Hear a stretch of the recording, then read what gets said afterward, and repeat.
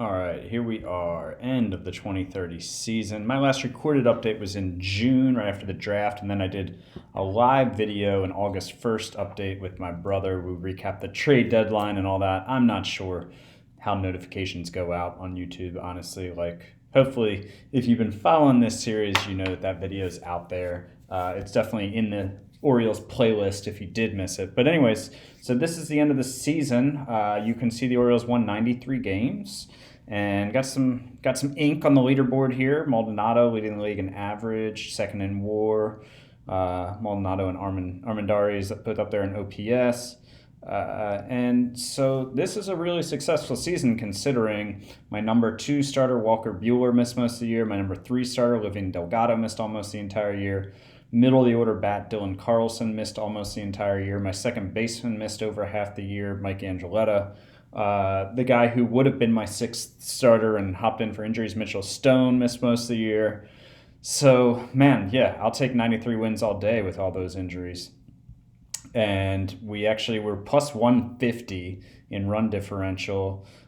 The Rockies and the Pirates were both better than that. Nobody in the AL really came close. Next best was the Astros at plus 90. I mean, I was 7 games below 500 in one-run games. So just imagine if that was reversed, man, I would have won 100 games pretty easy. So a good season, very solid season, and especially, again, considering all those injuries, awesome. So how did it look? So you can see month by month, we're above 500 in every month except July. We were 11 and 14, had a little bit of a swoon. Pretty much first in everything. First in runs scored. OPS, on base, we were third. Home runs, we were second. But, man, everything else. I mean, walks, you'd like to see us walk a bit more, but we're, still first in the league in on base and slugging despite hardly walking just because we got so many dang hits. First in ERA, first in runs allowed, first in starters ERA, 5th in bullpen ERA, which that was a huge improvement from last year. But this is phenomenal considering Buehler and Delgado missed so much time.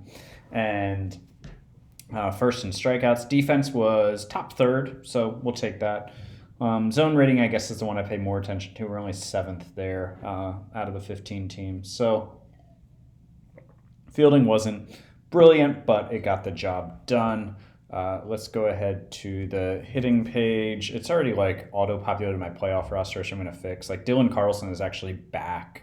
He came back the last week of the season. He's not here. I'll show you his page in a second, but so he'll be back. So Maldonado, the story of this season is these top 5 guys here.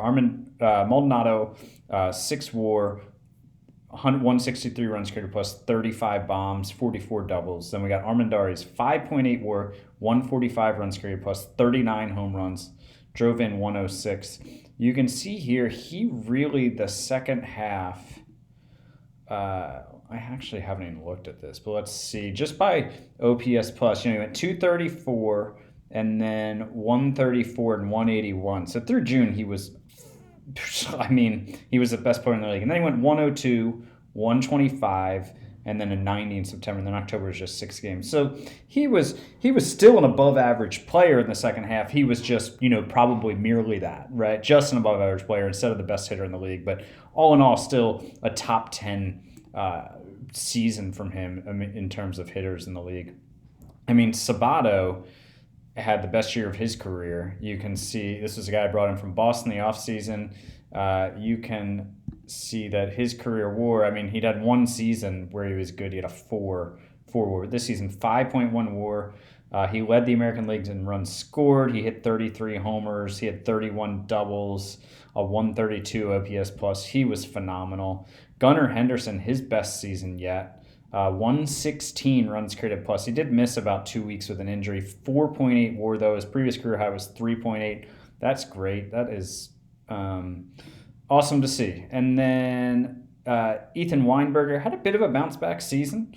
Put up 3.7 WAR, 126 OPS plus. He led the team, I think, with 40 home runs. He drove in 118. And his BABIP was only 256, which his career BABIP was 279. So even with underachieving on balls in play, still a really solid season from him. Good to see him bounce back. Franklin Sanchez, the rookie center fielder, split time with Jordan Williams.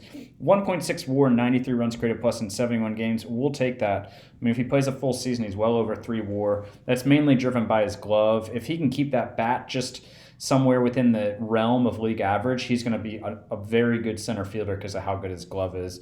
Luis Garcia is the second baseman I traded for, who just wasn't good once I got him. 69 starts, very nice, but a 63 OPS plus, just not good at all. But didn't really have any substitutes. Williams put up 1.4 WAR in 100 games, 86 runs created plus. His bat is fine. Like, he's an adequate center fielder, but I think Sanchez is probably going to push him out of that job. Catcher was a bit of a disaster, but Victor Trujillo ended up with 0.6 WAR.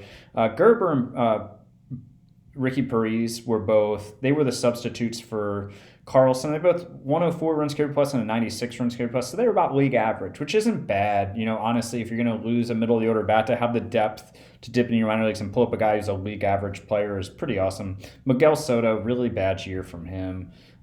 He would have, if Angeletta had stayed healthy, I don't know if Soto would have stayed on the roster the whole year. And then Luis Trujillo, just in a terrible season behind the plate for him. So that's the hitting. And then, Dylan Carlson did have a bounce back season in the time that he was healthy. He came back at the end of the year and he had a home run in one of the games. But he put up 53 games, 1.2 WAR, 124 OPS plus. He's now 31. He's going to be 32 in a couple weeks. And he's got 2 years remaining. So we'll see. I mean, we just put up 93 wins without him, and I have incredible outfield depth in my minor league system. I don't know, man. His days might be numbered here. So let's go to the pitching side of things. You can see Patino, he's just so consistent. 4.1, 4.1, 4.2 WAR. He's just awesome. He's 30 now. He'll be 31 next season with 2 years and an option year left on his deal. That's worked out great. That contract has. He's awesome. And Ben Schilt, man, second full year, took another step forward, 4 WAR, 3.45 ERA. Pretty similar numbers to last year. He just pitched way more innings. But his FIP was within 0.01. His WHIP was within 0.03. He struck out some more guys, gave up a few more home runs, walked fewer guys, but really great. I mean, he's a top third of the rotation arm. I mean, really, if you have two guys with 4 WAR in your first and second slot, you're fine.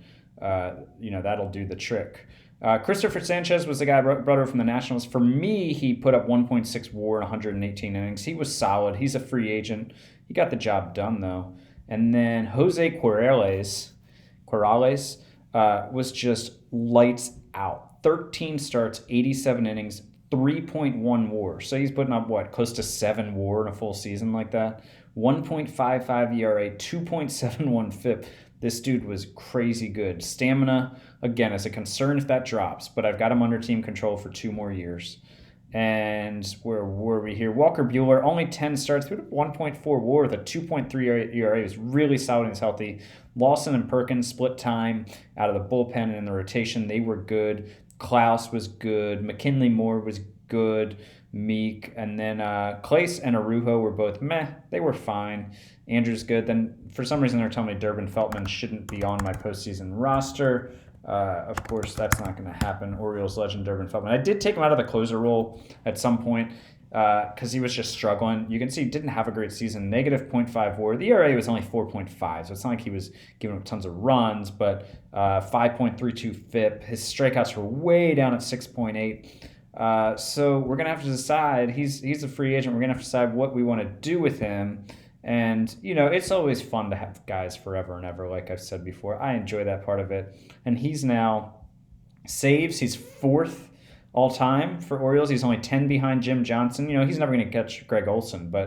And then games pitched, he is now 3rd in games pitched. He's only 11 games behind Tippy Martinez.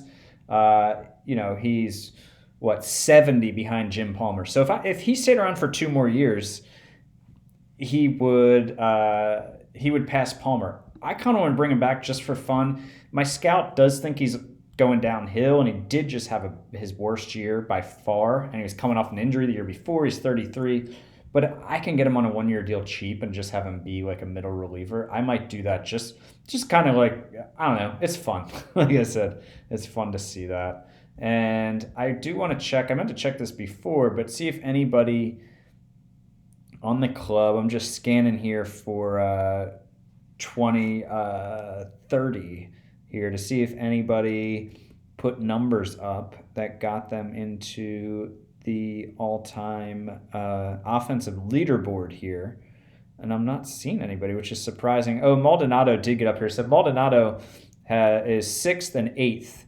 2 of his 3 seasons are up here, and actually his 3rd season he just knocked himself off. So he has like 3 of the top 11 hit totals, and there he is in total bases. But the one I did want to check are doubles, and nobody made it there. And then home runs. Weinberger hit 40, so he tied for 10th. So that's the squad there, and then going into the playoffs, we'll play the winner of the Rays and Blue Jays, and then the Sox and the Astros right here, and then over here the Rockies, who are just dominant. We'll play the winner of the Cubs and Brewers, who won like 94 or 93 games or something, are in the wild card. That's a bummer for them. And then the Mets squeezed in past the Nats, and then the Pirates are just phenomenal too. That's the team. I'm not going to get into the minor league stuff and all that at this point. I'll definitely do that on another update, maybe before next season, or maybe do a recap after this season. But that's where we're at. We're heading into the playoffs. My plan is to broadcast if I get to the World Series. I'm not planning on doing the other series live, but maybe we can have Mike Holden from the Fake Sports Dynasty YouTube channel. Maybe we can do a 2-man booth if we can make it to the World Series. And the one other thing is, it does look like Delgado and Angeletta will both be back at some point for the playoffs. We'll see. I don't know how bringing back guys with that much rust will play, but I could certainly see bringing back Delgado and having him throw out of my pen, maybe see how that goes, and then Angeletta have him be like my utility infielder. So we'll see how that goes. Anyways, that's the season. 93 and 69, a very nice record indeed. We'll hopefully see you for some World Series games.